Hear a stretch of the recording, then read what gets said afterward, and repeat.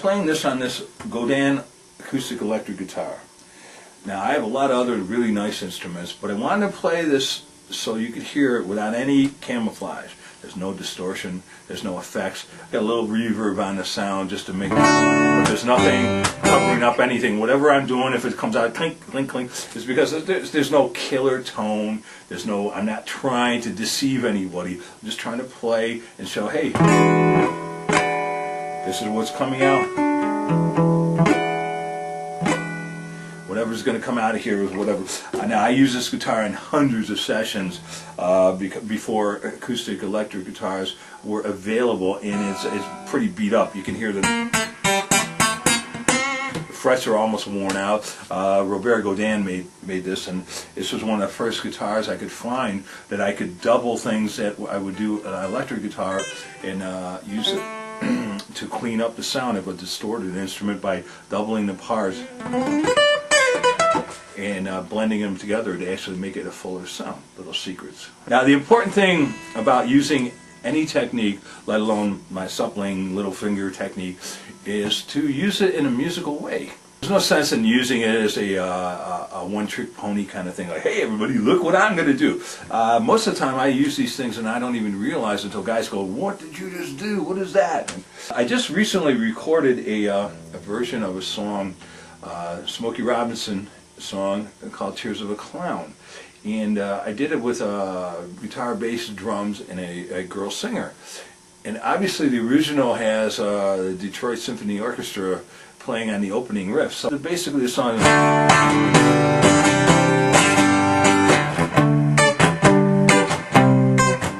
The intro, on the other hand, has a whole lot of things going on. So what I did was I used my little finger and I developed a riff that is very legato. I use the finger like as a violin bow would be used on a violin. It keeps, and instead of it being so like da da da da da, it's more flowing. It's almost like a continuous note, and that's one thing that I did want to strive for. But what I did was I took this this intro and I designed it in my head to sound like get the general idea of the intro for the song, and I also doubled it on the bass because everything I'm doing here I do on the bass also, and etc. etc. But just to show you an idea here, this is Tears of a Clown, which is in D.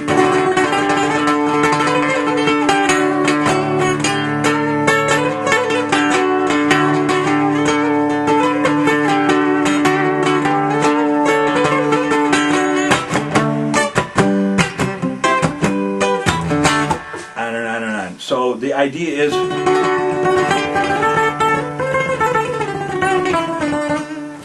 I use it in a way because it was like I wanted to sound, I didn't want to, that's what the pick, it sounds a little,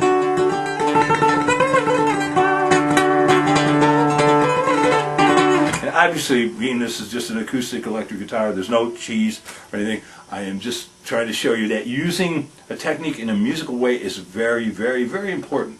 There's no sense in just, you know, having a, hey everybody, check out what I could do. This is not the purpose here.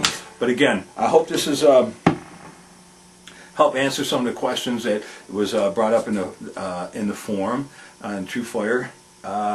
There are some people that have been out there that I know that are utilizing the little finger in different ways. There's a friend of mine, Charles Postleway, who has some material, some books and DVDs and that on Mel Bay.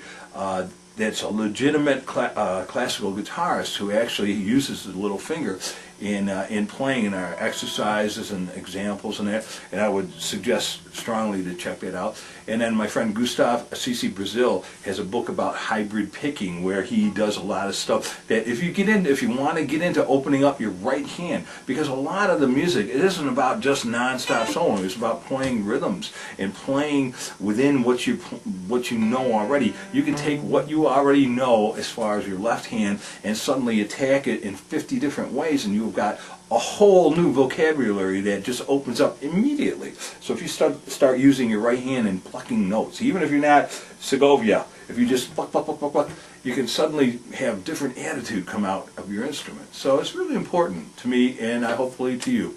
So I thank you for giving me a chance to at least show you a couple of of examples of what I've been doing.